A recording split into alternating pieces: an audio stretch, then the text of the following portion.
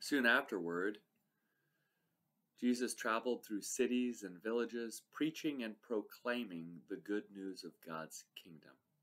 The 12 were with him, along with some women who had been healed of evil spirits and sicknesses. Among them were Mary Magdalene, from whom 7 demons had been thrown out, Joanna, the wife of Herod's servant Chuza, Susanna, and many others who provided for them out of their resources. When a great crowd was gathering and people were coming to Jesus from one city after another, he spoke to them in a parable.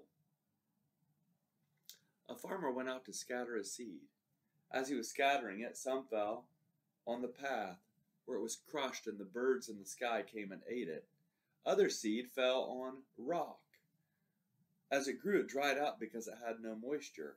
Other seed fell among thorny plants. The thorns grew with the plants and choked them. Still other seed landed on good soil. When it grew, it produced 100 times more grain than was scattered. As he said this, he called out, "Everyone who has ears should pay attention."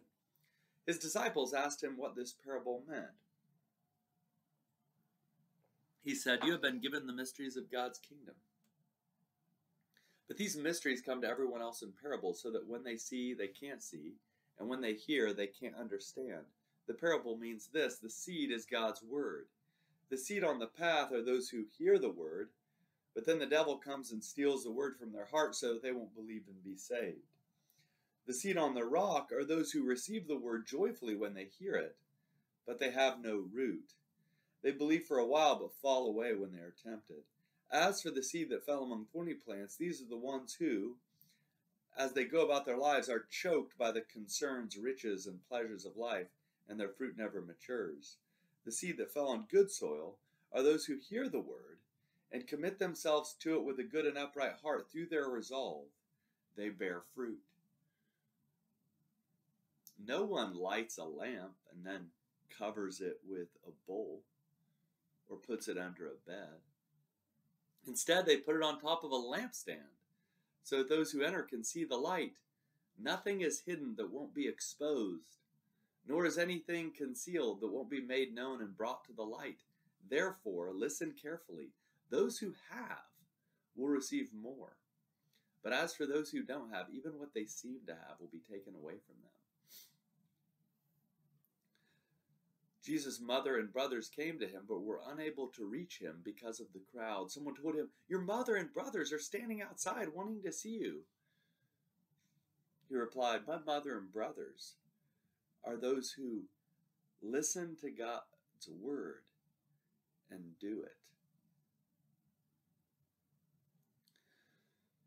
One day, Jesus and his disciples boarded a boat. He said to them, "Let's cross over to the other side of the lake." So they set sail. As they were sailing, he fell asleep. Gale-force wind swept down upon the lake. The boat was filling up with water, and they were in danger. So they went and woke Jesus, shouting, "Master, Master, we're going to drown." But he got up and gave orders to the wind and the violent waves. The storm died down, and it was calm. He said to his disciples, "Where is your faith?" Filled with awe and wonder, they said, "Who is this? He commands even the winds and the water, and they obey him." Jesus and his disciples sailed to the Gerasenes land, which is across the lake from Galilee. As soon as Jesus got out of the boat, a certain man met him. The man was from the city and was possessed by demons. For a long time, he had lived among the tombs, naked and homeless. When he saw Jesus, he shrieked and fell down before him. Then he shouted, "What have you to do with me, Jesus, Son of the Most High God? I beg you, don't torture me." He said this because Jesus had already commanded the unclean spirit to come out of the man. Many times it had taken possession of him so that he would be bound with leg irons and chains and placed under guard. But he would break his restraints, and the demon would force him into the wilderness. Jesus asked him, "What is your name?" "Legion," he replied, because many demons had entered him. They pleaded with him not to order them to go back into the abyss. A large herd of pigs was feeding on the hillside. The demons begged Jesus to let them go into the pigs. Jesus gave them permission, and the demons left the man and entered the pigs. The herd rushed down to the cliff into the lake and drowned. When those who tended the pigs saw what happened, they ran away and told the story in the city and in the countryside. People came to see what had happened. They came to Jesus and found the man from whom the demons had gone. He was sitting at Jesus' feet, fully dressed and completely sane. They were filled with awe. Those people who had actually seen what had happened told them how the demon-possessed man had been delivered. Then everyone gathered from the region of the Gerasenes asked Jesus to leave their area because they were overcome with fear. So he got into the boat and returned across the lake. The man from whom the demons had gone begged to come along with Jesus as one of his disciples. Jesus sent him away, saying, "Return home and tell the story of what God has done for you." So he went throughout the city proclaiming what Jesus had done for him. When Jesus returned, the crowd welcomed him, for they had been waiting for him. A man named Jairus, who was a synagogue leader, came and fell at Jesus' feet. He pleaded with Jesus to come to his house because his only daughter, a 12-year-old, was dying. As Jesus moved forward, he faced smothering crowds. A woman was there who had been bleeding for 12 years. She had spent her entire livelihood on doctors, but no one could heal her. She came up behind him and touched the hem of his clothes, and at once her bleeding stopped. "Who touched me?" Jesus asked. When everyone denied it, Peter said, "Master, the crowds are surrounding you and pressing in on you." But Jesus said, "Someone touched me. I know that power has gone out from me."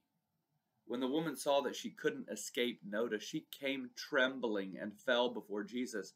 In front of everyone, she explained why she had touched him and how she had been immediately healed. "Daughter, your faith has healed you," Jesus said. "Go in peace." While Jesus was still speaking, someone came from the synagogue leader's house saying to Jairus, "Your daughter has died. Don't bother the teacher any longer." When Jesus heard this, he responded, "Don't be afraid, just keep trusting and she will be healed." When he came to the house, he didn't allow anyone to enter with him except Peter, John, and James, and the child's father and mother. They were all crying and mourning for her, but Jesus said, "Don't cry. She isn't dead, she's only sleeping." They laughed at him because they knew she was dead. Taking her hand, Jesus called out, "Child, get up." Her life returned, and she got up at once. He directed them to give her something to eat. Her parents were beside themselves with joy, but Jesus ordered them to tell no one what had happened.